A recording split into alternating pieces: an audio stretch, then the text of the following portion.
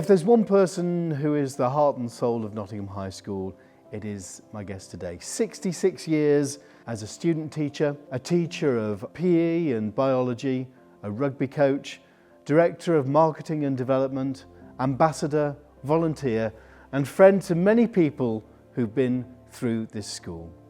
Geri Thomas, thank you. Can you remember your first day at Nottingham High School? Yes, very, very well, actually. I came up cursing up the Arboretum because I'd been sent to the school against my will. I was at Loughborough at the time, and I was chairman of the residential hall and got summoned by the principal, who said, did I know this very famous headmaster, Mr. Kerr Emerson, and the famous school? I'd never heard of either. And then got told that it had been decided that Mr. Emerson had asked for somebody to come and teach PE and biology, and that I was to be going. And I said, do I have any say? And he says, no, you don't, you're going.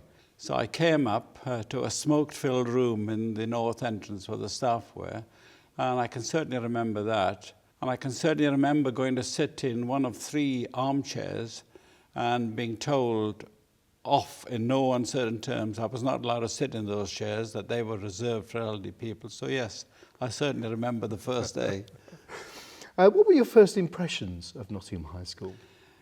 It was something totally different. I'd come from being in a grammar school, and totally different in terms of there were some real characters on the staff, and it was obviously a very, very big unit altogether, but also immediately hit by the tradition of the school, which had gone back such a long way. But people were very, very friendly, and that was very nice. You must have liked it, and they must have liked you, because a year later, you joined the staff. Yes, I did, but you see, there have been 3 times, I think, where I probably would not have arrived at Nottingham High School. I did my time of teacher training at Loughborough, and then you could be selected to do another more sort of degree type level course, which I stayed on to do. But part of the deal for that was going out in a day a week teaching practice. And I've told you about what happened just about that. But during that time, I had to apply for a job, and I actually was offered a job at a grammar school in the north of the county. But the job wasn't quite what it was as per the advert, so I asked for time to think about it, and he said, I'll give you 3 days. When I came back to Nottingham, to the school the following day, I was sent for the headmaster, and he said, Mr. Fell has just died, and we'd like it, you're going to come and work here. Not would you like to, you're going to come and work here. Mr. Fell was? He was a sergeant major in the CCF who did something on the PE side and lots of other sides. And I think Mr. Emerson saw this as an opportunity of bringing me in to do, an expansion of the subject and everything else. So I said, no, I've got a job. Anyway, he sort of really browbeat me. And I perhaps shouldn't say this, but in fact, when I came in the following week, I was sent for, and he thought he'd made a mistake and he'd have to reconsider the appointment. And I said, what do you mean? He said, well, not sure how the staff are going to take to you. And he says, most of the people I appoint are from Oxford or Cambridge or London. And you're from Loughborough. And I said, yeah, but #1 place in the country. Anyway, I mentioned this to some senior members of staff, and they were horrified, and they went to see him, and he was admonished. And and that's how I came to Nottingham High School, and loved it. Were you teaching both PE and biology then? Yes, I was, which I had been in teaching practice, and the biology was very, very primitive. It was held in an old house called Dr. Turpin's house, which is reputed to be haunted. Unbelievingly, they had a big bath upstairs, which was full of preservative fluid, and in that were the most unmentionable things. I could not believe what I'd come to, because I remember we had to do a dissection of dogfish, and there were these half-dissected dogfish. Absolutely stench was terrible. Where was Dr. Turpin's house? That is where at the corner where the swimming pool is at the moment. And the PE side was good because they had a Leicester Tigers legend. Chalky White was on the staff by this stage. And the games even more so. But the big aspect of the school was that everybody just didn't come to teach. They were expected to do something else at the school. I think that was the strength of the school. So there could have been anything up to around 40 to 50 people involved on the game side. And indeed, the rugby at that stage was run by a man called Eric Tarry, who many old boys will remember. And the rugby was going through a pretty rough stage at that point, but I think he was glad to get rid of it. And so that's when I took over. Tell me about a PE class that when you first started. How would a PE class look? Shorts and vest in those days. They didn't have and gym shoes. But the gym itself was a very well-equipped gym. It was based on the Swedish gymnastic principles and so on, and equipment and things like that. And I think the biggest changes that Choki and I brought about were that equipment became far more used, and we got into strength training, and we used to do all sorts of endurance running training, and almost every facet of PE you could think of. What sort of equipment then would you use in the gym? The ropes were the big thing, and a lot of the old boys will regale you now about the torture that they were put through, and the wall bars. And I think one of the things people would tell you particularly is at the end of term we used to play this crazy pirates game thing where they'd all be lining up at one end and got to go through to the other end. But in terms of what you've just asked, I think really it was mainly in terms of strength training, gymnastics, and things probably wouldn't do now. You mentioned it probably sent a cold shiver down many people, long distance running. Yes. Well, the big part of that, of course, was we used the forest as well. And the boys would run across from Gregory Boulevard up the big hills. And I think when we first came, they were unwise enough to have their sandwiches before they started. But and so many were sick and otherwise that they gave that up. But the big thing was, Mark, that we used to have some very, very fit lads. And indeed, a lot of the athletic records now, the school and the athletic records, still hold to these days. Some of them are very, very old records. So you had the boys running up and down the hills in the forest? That's right, yes. And a lot of boys will remember that. Or I'm reminded quite often when I have all these reunions. What about rugby at the time? Tell us about that. The rugby, it was quite a formidable fixture list. The school travelled quite a long way to King Edward's, Birmingham, and Wakefield and Leeds and places like that. And it was a very mixed sort of time for the school. So what we did in the end was, in fact, I decided to bring through the youngsters early. And a lot of them played a year earlier than they would normally play for the first team. And gradually, the school's rugby improved quite a bit. And Rugby World magazine at that time, in fact, ranked the school in the top 5 in the country. That's an achievement. It was a very, very happy time. But to do all that, you need a kernel of a lot of people below you helping to bring people through from the other side. I think the thing which I was probably most proud of was that on the game side, fairly soon at that point, there must have been 40-odd people helping, and you needed that sort of background. And then midweek, I had Choki's help, of course, and that was good. But also, it's a matter of picking the right boys, and some of the biggest vagabonds were normally the best captains and so on. And a lot of them absolute legends, and who people will remember. What was the relationship like between teacher and pupils? That's a very, very interesting question. My philosophy basically was a fairly straightforward one of that. They were very boisterous, obviously, and with them and with my house tutor set, that my creed basically was that I will run through a brick wall for you and I'll support you as much as possible, and if another teacher has got something wrong, I'll take up your case and so on. But you mess me about and your strawberry jam. And I've had that quoted back to me at 2 recent reunions, which is quite funny. But the other thing that one valued was the relationship you built with parents. You got quite close to the parents. And parents were very, very supportive, and they would take, perhaps in these days, it's probably gone too far the other way. So those were all important things. And indeed, some of the parents I still know now, which is wonderful. Yeah. Were there discipline issues, or were you quite strict? Was it a strict school? Yes, we were. I think absolutely. I think that in terms of the discipline in biology, for example, I can remember that particularly we were doing a genetics lesson I was doing a genetics lesson with an O-level set one Monday. I got absolutely exasperated because they wouldn't give an opinion on anything because they were afraid of the person in the next desk, going ha, ha, ha. So I stopped the lesson and in total exasperation threw the book down on the desk, threw my arms up in the air and said, look, I've been going for so many hours today. I think I've made about 20 mistakes already today. And somebody said, you've made a mistake, sir? I said, yes, I make them every day. It doesn't matter. And they said, oh, gracious me. All right. I said, right, so let's start. And so you really went for them. And so in terms of that way, does that make sense? It does, it does.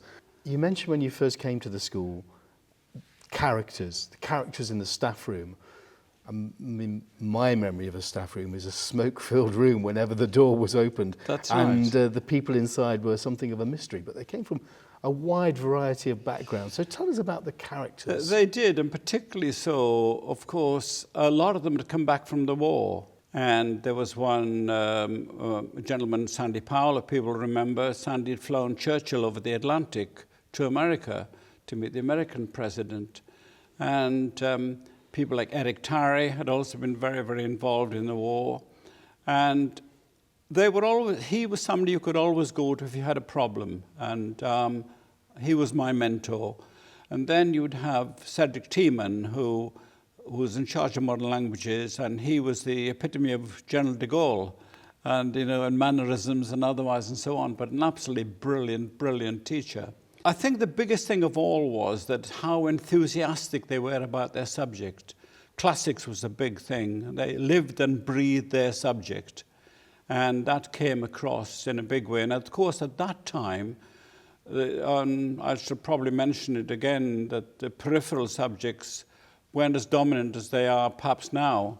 I think a number of them perhaps would sometimes explode and do things you wouldn't be allowed to do now, but their heart was in the right place and they wanted to get things right. And there was one member of staff, David Peters, who taught Kenneth Clark, for example, who was an absolutely fierce disciplinarian, where if you got things wrong, my goodness, you were told, and spelling mistakes, construction of sentences and so on.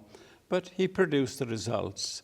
I think we'd almost gone by the days where there was, just before I came, when I came, in fact, there was a gentleman called Bicky Bridge, and he had a supply of fives balls in the top drawer of his desk, and he used to ricochet them around the walls to clip the boys, and with great skill. Well, he'd be in terrible trouble now. You might think it sounds a bit vindictive, but they weren't.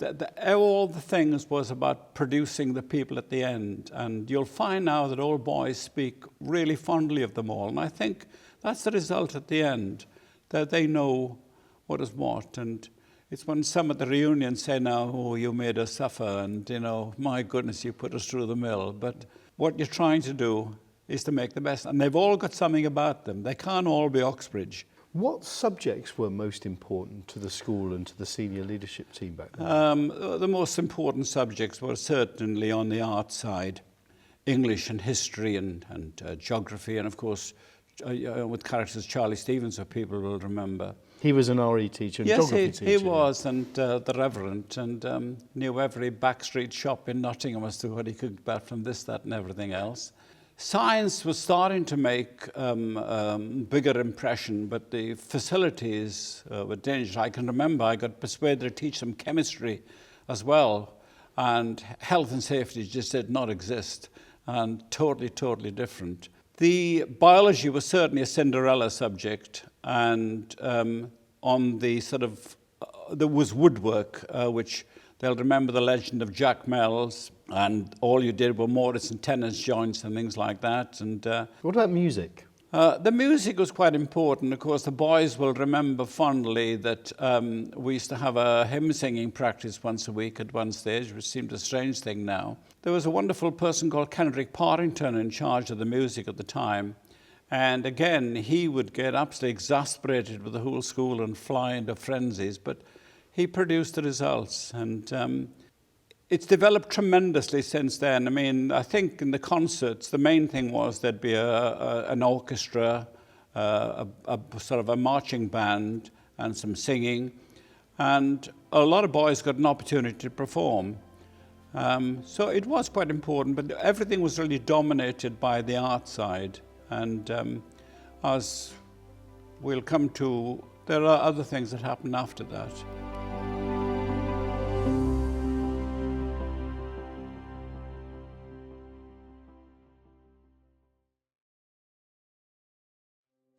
There were many extracurricular activities. You talked about the staff getting involved in many different things. And one thing I know that you were passionate about, the Duke of Edinburgh Award. Yes, I was. It seems odd to think now that there was such a scheme initially at that time there. I was actually out teaching with 6 Science 2 with some 30 of them outside, and the boy came to see me and said, "The headmaster would like to see you immediately, sir." And I said, "Well, I'll come in when I finish teaching." The boy comes back and says, "Headmaster's very annoyed with you, sir, and he wants you to come immediately and to leave the boys." So I go up thinking, what's going on? Walked into the room and recognized the person straight away, Lord Hunt of Everest fame. Right, yes.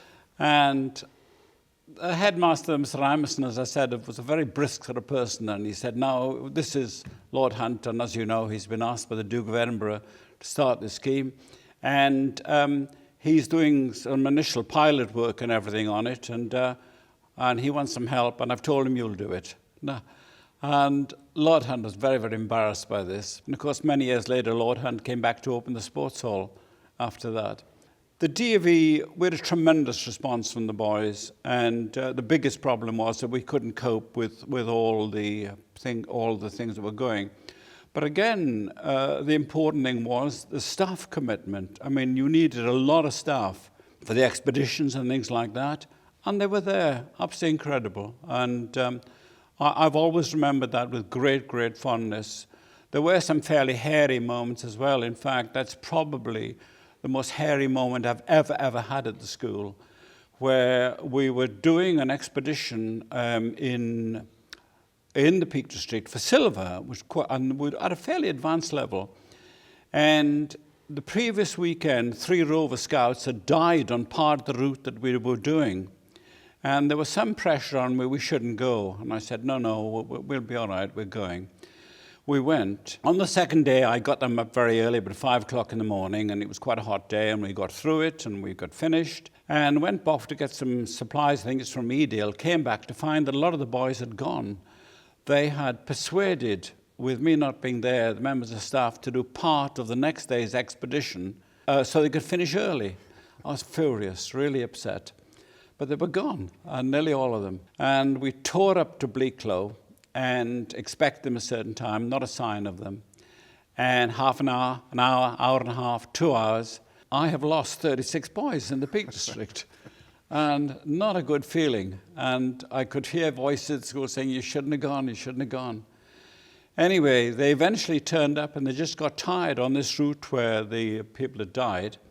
I've never been so glad to see boys in my life. And when rushing out towards them, was going to hug 1 or 2 of them, but instead I absolutely blasted them. I remember that now.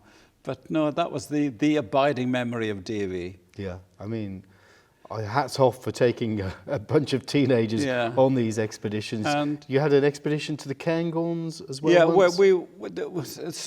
there was a wonderful person called Norman Thompson, again, a lot of people remember, who took expeditions to the Cairngorms at Easter. You wouldn't be allowed to do it now. Now, people might think, well, that was crazy, but they still got a tremendous amount out of it, and they survived, and we never lost anybody, and all the ice and snow and everything else. But then to finish off with the DAV, I also became chairman of the scheme locally, and so we had presentations at the council house and the county hall. But the amusing thing from that always was that if you had 20-odd goals going down to the palace, nearly always, in fact, it would be 18 or 19 mums going and just one dad, because the mum saw it as an excuse to get a new hat and a dress. Yes, you can only take one guest. Yes. Yeah, but there were good times, and it did a lot for the boys. And the Duke of Edinburgh came to the school? Yes, he did. He came much later, in fact, to open the science block, and it was during the problems with the IRA at the time, so the security was absolutely incredible. And I can remember all the staff were told they'd got to be back inside the site by such, and some were late back and they couldn't get back in. And the Duke was taken around the science block by Ian Parker and Philip Eastwood and Paul Dawson and Graham Lewin. I got the job of taking him around other activities school linked to the DV. And I knew something about the Duke and been involved with him once before, and it wasn't an easy job. And we'd got all these things to show him, and I knew which way he was going to go. I introduced him to Ian Driver and Martin, my wonderful friend Martin Jones, and I was going to go this way, and suddenly realized the Duke had gone off in another direction. So I had to go after him and get him back, and he looked a bit startled first of all, and he came, and somebody said afterwards, "That was a brave thing you did there, you could have been put away." But he was very, very knowledgeable, and absolutely tremendous with the boys, how he related to them. There was one occasion he came to two of the boys, Malcolm Williams and Charlie Gill, and he said to them, about their project, which was Chinese junk. It was about 5 feet long by 4 feet high. This is wonderful. I know quite a lot about these. There are only 4 of them. And Charlie said, "Oh, no, sir, there are 5 of them." And the Duke said, no, it's 4. And Charlie said, "No, sir, it's 5. And this interchange went on 3 or 4 times, and the Duke's query getting somewhat twitchy and nervous, and I wasn't quite sure whether the Duke was going to explode. This was at the council house afterward. He said, "How do you know this young man?" He said, "Well, sir, they've just got one up from the sea somewhere in some province 3 months ago." "Oh, gracious me. Well done, young man. Well done with sticking to your guns." So that was him, he'd gone. But anyway, fond memories. So you made the decision to leave the school, you got a great opportunity, and you went out into the business world. Just tell us a little bit about that and what you were doing. I went as a sales and marketing manager to a startup company run by a very, very wealthy gentleman who owned all sorts of other businesses. And the business would have a board of something like 4 millionaires on it, so it was pretty serious stuff. A lot of it was to do with education and training, specifically in the UK market to people with learning and difficulties and problems, also with English as a second language abroad. But there were other offshoots of the company I got involved in other companies of rabies equipment and things like that. The most interesting thing was, in fact, marketing an artist called John Townsend who painted the portrait of the Queen at the council house. So I kept being pulled into all these various company offshoots to do the marketing. It was a solitary experience because obviously a little bit of doubt, have I made the right decision? And at the first board meeting was a really chastening experience. I had presented reports and I'd been used to presenting reports, but my goodness, got stopped in the first few seconds. "Mr. Chairman, would Mr. Thomas say exactly what he means by that?" So they didn't like any sort of waffle or descriptive stuff. It was specific, specific, specific. So I traveled all over the country, did presentations to teachers all over the country, made the mistake of thinking you could do the same thing in every place, but it came to a head because I did one at Liverpool one night and went down to Hemel Hempstead the next night and had to learn that it was a different sort of place to Liverpool, so you had to present it differently. Yeah. We ended up getting a contract with a national petrochemical company in Iran, and part of the thing was part of another offshoot in that a lot of the helicopters kept crashing and they kept buying new helicopters, but they then decided they needed to be able to repair them, so they needed a training scheme to get English sorted out to repair the helicopters and things like that. So I got sent out to Iran, and I was the youngest person on the company, and it was a huge thing, and that was a real shock. But survived, but came out in the end because I got caught up in the revolution. My biggest claim to fame, in fact, is that I came out of Iran as the Ayatollah Khomeini came in.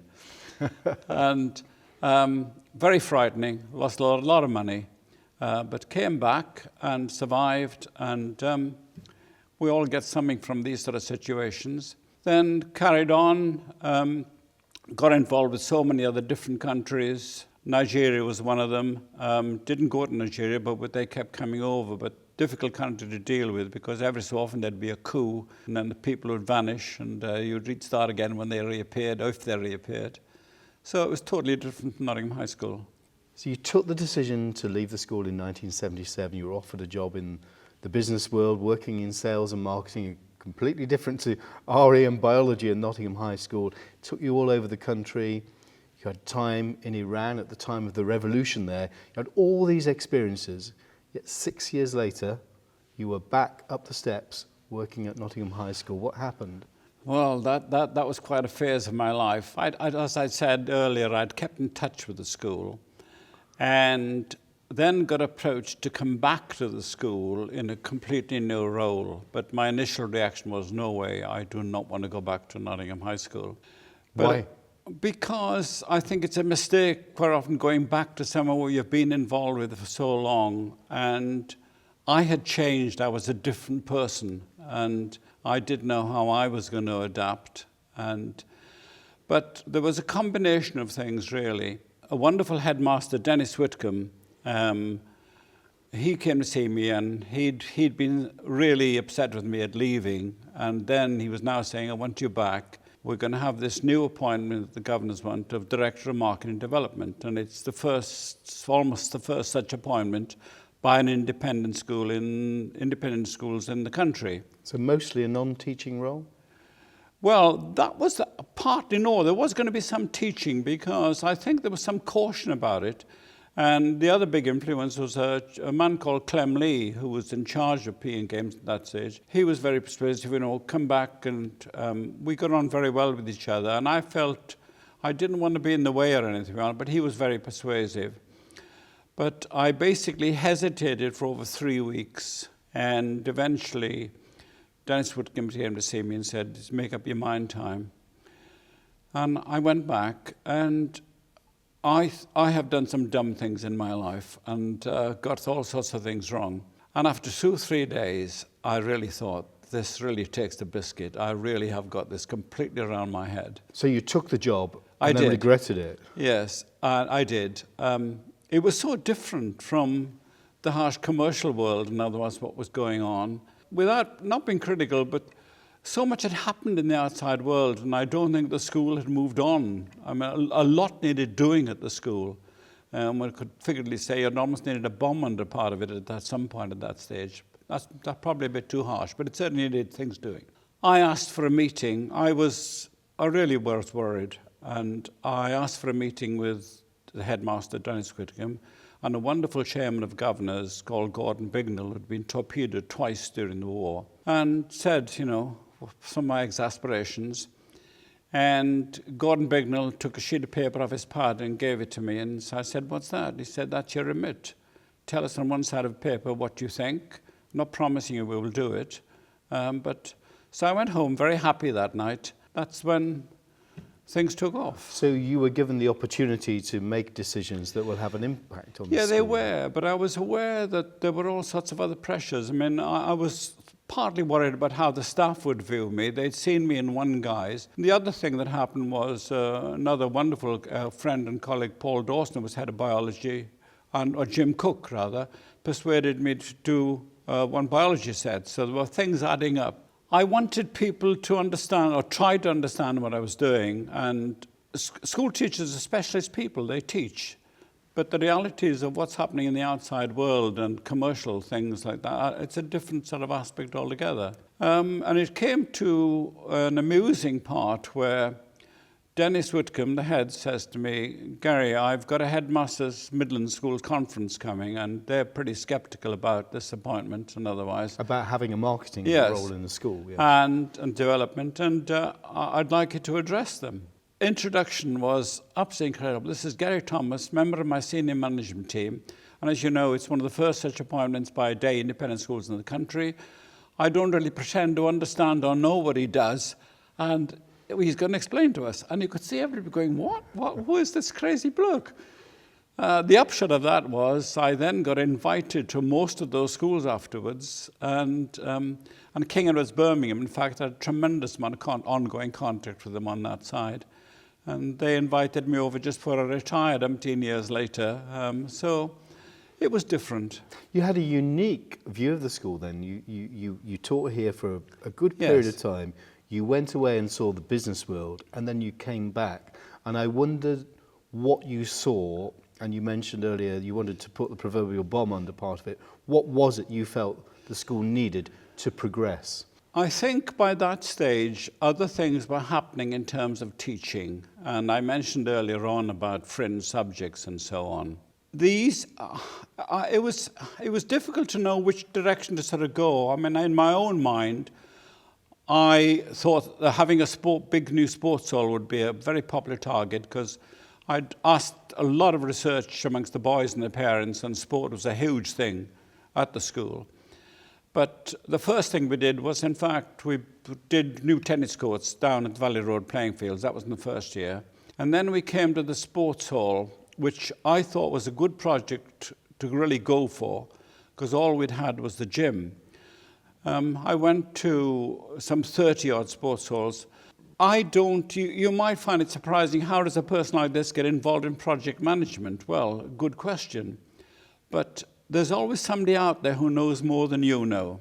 And I believe in going to people and learning from other people. But also you need the support and enthusiasm of the staff at the school, because you can have all the wonderful facilities in the world, but the most important ingredient are the people who teach. So what you're doing is giving them something to do something better, because the sports hall wasn't just for PE lessons and things like that. The first presentation about the sports hall was very, very enlightening. It lasted about 40 minutes, very complex. And the first question was, Mr. Chairman, I've listened to Mr. Thomas very carefully. I don't believe we need a sports hall. We didn't have one in my day at school, so why do we need one now? And the second question, and I was, my goodness, where have you come from? And the second question was, Mr. Chairman, I've listened very carefully, and he was an old boy as well. Yeah. And I don't think Mr. Player, who built the wonderful Player Hall in 1935 on the site, would like having this great big building by his building and so on. And they'd had complaints from some old boys about that I was going to demolish the fives courts, and it was unbelievable. But the one thing I'd learned by that stage was, if you got the chairman and a key number of governors on your side, it went. So I got the National Sports Centre architects to put together all the ones we wanted, having a climbing wall on the end, and away we went. But that's the challenge, isn't it? A place like this is maintaining the fabric, maintaining the history, maintaining what people believed was good about the school, but actually progressing it as well. Because you need to progress. I guess that's what you learned in the business world. Yes, exactly so. And one knew in heart of hearts that before I came back, for example, they'd put the new science block up, and they had to, because things had got so bad, old and otherwise in the other parts of the school. But you're absolutely right. And if you don't respond, because the school has to operate as a business as well as a school. But if we're going to do it, we're going to do it well. So again, harking back to the governors, I mean, this was about £1 million project. So the facilities into it, where we had a Tariflex floor, which might not mean much to everybody, but it was used at the Los Angeles Olympics, and it cost an incredible amount of money. It's just been replaced in recent years. We went for things like the lighting had to be right because of cricket nets and all the other different sports. We had hard engineering bricks around the bottom to prevent the hockey balls and cricket balls cracking them, as it happened in many other sports halls. We had underfloor heating, a French system, because lots of sports halls in those days had got blow heaters. And of course, playing badminton, shuttlecocks got blown all over the place. So there were lots of features. We went for the best. And I think the best part of all was, I went to one in Cambridgeshire, and there were return walls. You know what I mean by return walls? Yeah. And there were stains all the way down. And I asked the manager what they were, and he said, they're blood. And I said, no. And he took me to the accident book. And they were chasing hockey balls and footballs into the alcove, smashing their face against it. And so we had flush walls. So you went into great detail. What did you say? You visited more than 30 other sports halls? Yes, I did. So you're a detail person? I am. You've got to get the detail right, because it's very easy, and it sounds a bit arrogant to say, it has to be what is best for the people at the school, what they will gain from it. You're producing a facility that isn't just helping one or two aspects of the school. It'll help all sorts of other aspects, all sorts of different sports, and so on. No, I think that's important. And were you sensing you were having an influence on the modernisation of Nottingham High School? I would hope that I had had some influence, yes. I'm always very wary of that. I mean, it's an odd feeling walking around the school now and seeing, well, I was involved with that. And I don't want you to feel it's a vanity thing or otherwise, but because it's the school that matters at the end of the day. And the provision of what's being done, it's being to help the most important ingredient, the teaching staff. So that was the ethos all the time, basically. And what were you most proud of in that role? I said rather glibly earlier on just now that about woodwork was, that was it, and Morton's tennis joints. But we brought up the incredible word at Nottingham High School called design technology. My goodness, this is Nottingham High School. We went for it, and in design technology, you're dealing with umpteen different materials, computer-aided design, robots, everything a lot. Manner, for as far as the pupils were concerned. And these days, as you know, they get involved in all sorts of national awards and competitions and things. But so that had to be a detail thing again. And the detail there went beyond, because I put in something like about £44,000 worth of extra steelwork, knowing that at some point the school would want to come back to build on top. Oh, so a single story, and you were thinking ahead. Yeah. And that's what's happened. They have the art centre there now, and they've expanded on the ground floor to have food technology and otherwise. So coming back to what you originally asked me, I think it's the satisfaction at the end that when it's done, that it appears to be producing a beneficial effect, and it's another thing for the school to fly the flag about.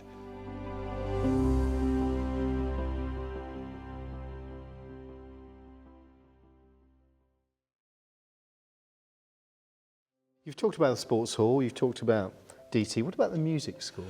Well, the music school, I mean, there'd been a lot of pressure coming. I think some people wondered why we hadn't done the music school before that. The music school was a wonderful project in terms of that I knew nothing at all about music schools, but again, did exactly the same thing. And I had an amusing incident at Oxford University, where when I went down, the person said, I gather you've done a few buildings. And he said, would you have a look around our music school? And it was an absolute disaster. They'd spent about £3.5 million on it. And it really frightened me that night. And I thought, got to get this sorted out. So again, we went to places like Arabs, the sound people and other people to bring in. The music school, acoustics is everything. And so we've made the use of curtains, reflective panels, and the right sort of wood and everything else to ensure that, in fact, you get a better result. And in the basement, for example, it's a slatted thing for the percussion people. It's absorption there rather than reflection. But the music school now has 8 or 9 practice rooms of varying sizes. It's a huge thing for the school now with the number of people who come in. A recital hall holding 150. Generosity of the Ginogli family again, in that they provided a Steinway piano. I mean, when I took them over to the laying of the foundation stone, he'd noticed they were having a Yamaha piano, and he thought this wasn't good enough, and he paid the difference to getting that in. There's a professional recording studio in there. So it's back to detail again. Obviously, you're asking the people who are going to teach in there what their dreams would be. And again, it's a bit of a corny expression, perhaps, but you're trying to bring that to life so that that's what they have. And I think it's important to emphasize again that a lot of us come into this from all sorts of different directions, from people who've done it and made mistakes, and then listening to people at the school and saying, right, this is what we'd like in an ideal world. When did that role come to an end, the marketing and development role? When did you finish? When I retired. Yeah, when you retired, yeah. Yeah. Yeah, when did you retire? I retired in 2000. Yeah. By that stage, I was going to retire a bit earlier, but the governors asked me to stay on to deal with, I'm going to be a bit rude now, the abomination of the founder hall and swimming pool. Ah, you see, I've not asked you about that. Would you like me to tell you about that? I would like you to tell me about that, what you thought of the founder hall and the swimming pool. That was put up to celebrate the 405th anniversary of the school back during my first day, about 1963 or whatever it was.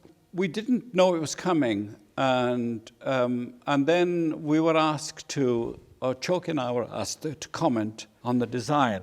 And it was an abomination. And Choke, he said, could I do the report? He didn't want to do things like that. So I did the report, which I thought was fairly constructive.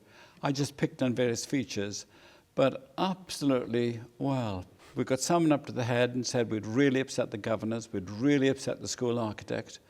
And we were actually sent down to see the chairman of governors in his office to be given a rebuke as to my arrogance of. But there were things like line of sight from the balcony, you couldn't see a third of the pool. And one could go on and on and on about it. Coming back to the thing that you asked me. I'm going to ask you first, your rebuke, did you have to remain silent after that? Did you carry on? No, because what happened was so much of these things came true. I probably shouldn't say this, but I may as well tell you, Ceci. We had an opening gala, and the chap in charge of swimming was very nervous. And I said, don't worry, Stuart. Stuart Brennan says, I'm going to do this. And we'd invited 2 premier swimming schools in the country to come and swim against us. And we'd been told that it was a 6-lane pool, but it was never. It was a 4.5-lane pool at best. I very naughtily organised first 3 events, butterfly, senior boys butterfly, and this big lad from Bradford Grammar School was up in the blocks, and he said, lanes are too narrow. I said, shut up, get in, swim. And they went in, and you can guess what happened within the first few strokes. They were all tangled up in ropes. The same thing happened on the next event, and the next event. Then we went to breaststroke, and the same thing happened there. The noise was, there's a triangular shape thing, and this is what I have at Coventry swimming pool, but there they've got slats to absorb the noise. This is solid, so it reflects the noise. We then had to come back eventually to do a lot of repair work. Concrete kept falling off and otherwise, and that's been my big failure, because I came up with a big scheme to demolish the whole building at one point, but I think everybody took fright. That was a bridge too far. That was just before I left. Well, I've learned that behind your geniality and your twinkling eyes, you've got a big sense of mischief. I have, yes, I have. But again, it's all, I would hope it's a corny thing to say. I think I'm steeped in Nottingham High School. Somebody said to me, you're like a stick of rock, and I hope that's not a silly thing to say, but I think I want what's best. No, I shouldn't say I. It's nothing about I.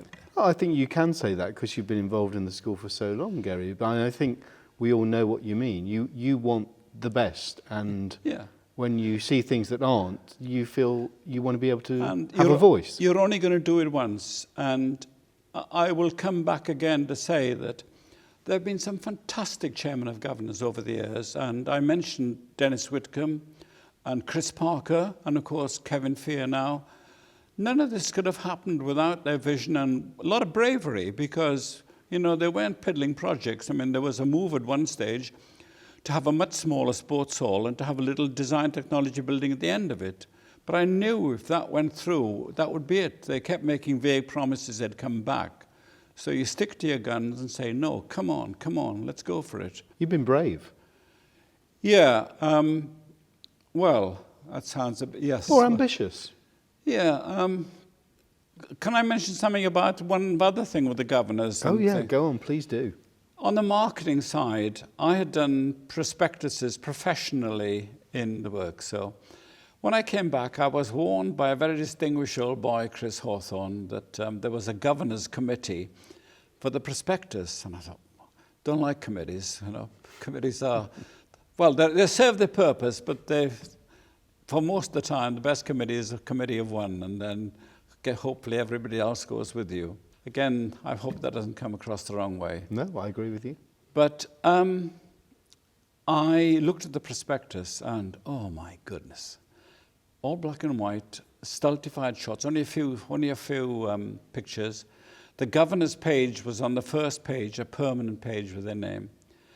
So I produced my first draft, and mayhem again, getting used to this. And I had a 4-page criticism from 2 of the governors about far too many pictures, far too many use of colour, and far too many smiling boys. I always remember that. And this wonderful chairman again said, "Geri, you've really done it again this time." And Gordon Bignell was absolutely incredible. And he says, "You've got to reply." And so I replied, and he said, "The governors have accepted that there will no longer be a governor's prospectus committee." And then he coined the expression, "Be it on your own head." So I served under an umpteen chairman of governors after that, and every single one of them would say at one point, "Be it on your own, be it on your own head." But you got your own way. You're trying to use what you know works. I mean, with due respect to the governors, they were tremendously important people. And I ripped the first page out and I put them in as a loose leaf at the back. You know, with due respect, parents don't really want to or won't be influenced by that. Yeah.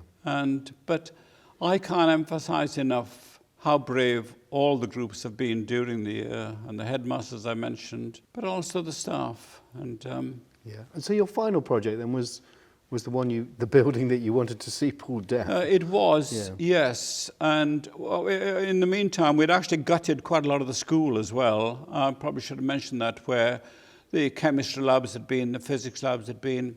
They got converted, again, with the help of the staff, to ICT facilities and language teaching, lecture theatres, and bringing in high-tech things to the advantage of the pupils. And I think the nice thing now is seeing the girls enjoy the school as well. I think that's been a tremendous thing for the school. It's added another dimension.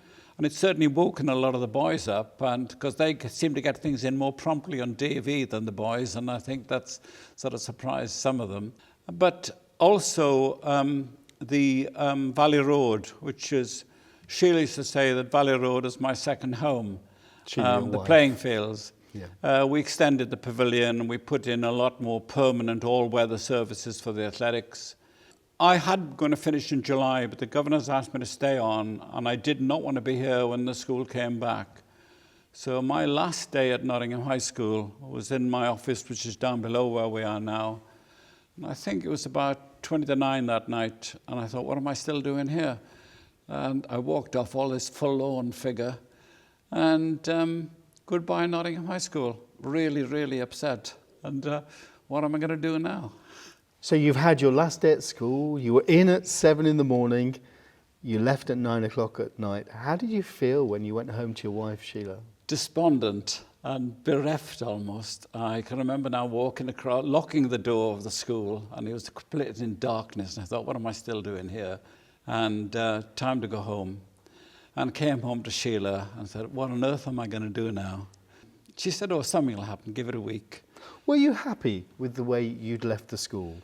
I was more than happy, because the thing that bowled me over were all the various things they organised. I think I had about 5 or 6 farewell dues from the parents, from all boys, from the governors, from the staff. And you could look back on pride at what you and your team and the team here at the high school had achieved? Yes, I think I was quite satisfied. And I think, in fact, that having come into a pressure pot situation, basically, of, you know, what is this bloke, what's he going to do? The place is all about teaching, it's not about this, that, and everything else. And it was something completely, completely new.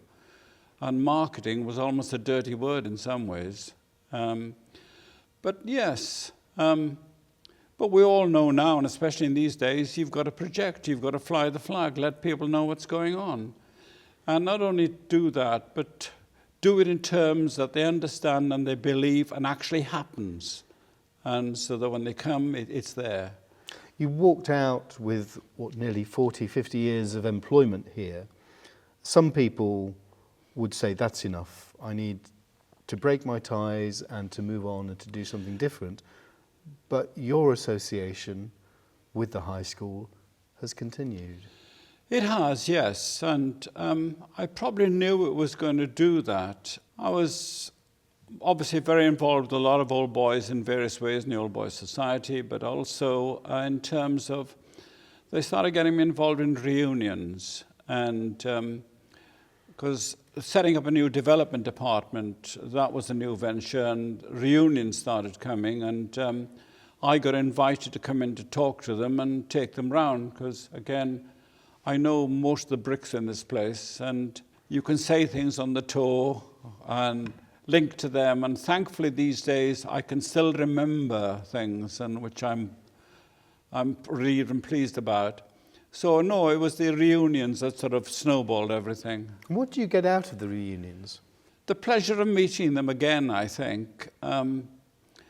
It sounds a bit corny again, but if you ask me, the thing I really treasure now is the huge network of old boys that I'm in contact with. And they mean so much to me. And I still have contact with people all over the world. I mean, I had a phone call from Tony Eltring in California the other night. And they turn up all over the place. Even when I was out in Iran, I found a Nottingham High School boy in the Afghanistan border. Well, it didn't actually get to him. I got within 30 miles of him. But no, I think it's that, and this camaraderie, if you like. How important is that camaraderie and the connection, do you think? To me, it's very, very important, because what I would like is when people leave school, I think basically they say, that's it, I've seen enough of this place and don't want to do it anymore. But the one thing we're noticing more and more, the reunions now, thanks to the wonderful work the development team are doing, are becoming more and more frequent. I think we've had 5 or 6 this year. There are also lots of other informal gatherings. And that's bringing them back into the fold, if you like. It's not about, I mean, some people might say you're trying to get money out of them. And, well, there have been the side effects of that we've had some major benefactors, which the schools obviously needed. But the main thing is to make them feel included in it. And what we try to do when they come back is, you know, this is where you were, and you're still part of the family, and want you to have pride and pleasure in what's happening now, and you can see how the school's moved on. What has the school given to you, Geri? Oh, my goodness me. Everything. It's been a lucky accident, a very lucky accident. I certainly count myself very lucky. I came here under protest, didn't want to come back, went to have a job somewhere else, and actually tried to get away from the school 5 or 6 times during my first term, but Mr. Imeson scuppered every single attempt. So, yeah, what do I get out of it? I think really it's dealing with the boys and girls. I mean, I think in some ways if I hadn't have come back to do a pure marketing development role the second time, and hadn't been involved to teaching some and looking after, helping Clemley with the rugby and teaching some biology, I think that would have made part missing from the jigsaw, because the more exposure you can get in terms of getting inside them, you know that the school has a house tutor system. And again, it was one of the first day schools in the country to have such a system. And they're with you for the whole 7 years. And it's one, you're with people, you're getting to know people, and you get to know their families, and I think it's that. Can we talk about a couple of the events, the annual events here at the school that are really important? Firstly, the Remembrance Day. I was honoured last week in coming in to let it again for the old Nottinghamers community. I think history and tradition is important, and if I can link that to that, sadly, over 200 boys from the school were killed in the 2 World Wars. Everybody who goes on the tours are moved and respectful. And last Friday, with the whole school at the front, it was absolutely wonderful. I don't know if you know, but Chris Parker found, and then Simon Williams from the history department found that a number of names were missing from the, and they were missing for various reasons. And I think some 40-odd additional names that have been found. And they've now been put up, and the families, a lot of the families have been found. It's been an amazing project that Simon did after Chris started it. And Yvette Gunter's the other person at the school, the senior archives, has also helped. To have all these names up, so that's important.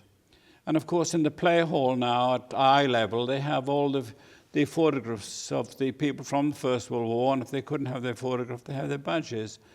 And the school take it all on board.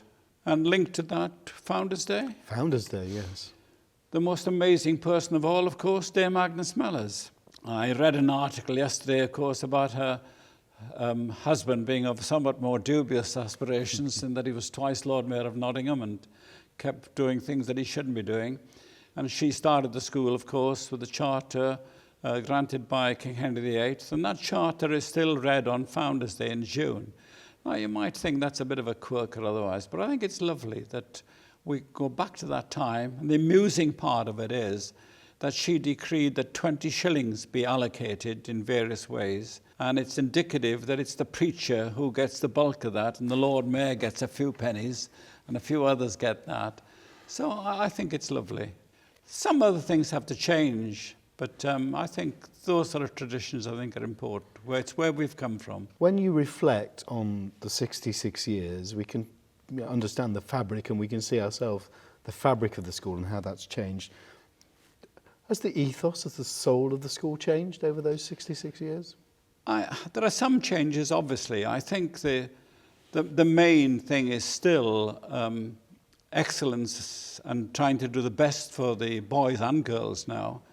I think that hasn't changed. And I think the one thing that the school should be proud of is a lot of the people coming here aren't necessarily Oxbridge or, and that's not the end of the world. There are plenty of other places for them to go to, and there are plenty of other things that they do.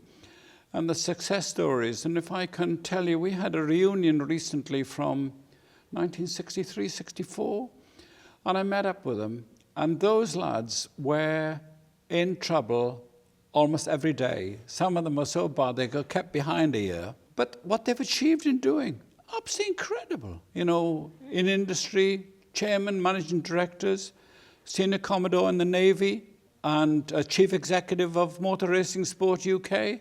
That's not bad, is it? That's pretty good, yes. And so from that point of view, I think that has continued. And the school has moved on now. They're opening recently a new wellbeing centre.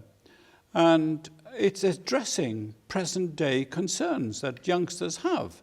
And I think it's absolutely wonderful that they're continuing to evolve, and at the centre of it all are the boys and girls. And what we want to do is to do best for them and give them every possible chance in life, and that they can get to bring all their dreams come true. And clearly, after 66 years and still heavily involved, you believe totally in what this school is about. Absolutely. And it's a privilege to be involved, that I'm still tolerated at my venerable 88 years. But the interesting thing is how many friends I've made from people who weren't even here when I was here. I had an amusing incident last year, I think it was, where they invited me in to be interviewed by a boy and a girl from year 10. What they hadn't told me was that the girl I had taught the dad. So that was quite interesting. But anyway, I'm digressing. Yeah. Well, I'm going to end our chat. Thank you. Geri, I just wondered, is there anything you want to say just to sum things up? If you reflect on your time here, reflect on the people that you've met, reflect on the boys and the girls that have come through the school. All I'd say finally is that I would want Nottingham High School to continue thriving and to be able to do all the great works that they do, because not only does it happen inside the school, it happens in the community as well. I mean, there is so much stuff that the school does outside, and the support that the school has given over the years to various things, county schools associations, for example, and the boys play for the county and this sort of thing and so on. So, no, I think it's keep going, and the world is changing, and some of it not so good, but no, keep there. Geri, it's been lovely to talk to you. Thanks, and Mark. hear about your time here. Thank you. I've Thank really you. enjoyed it. Thank you. Thank you.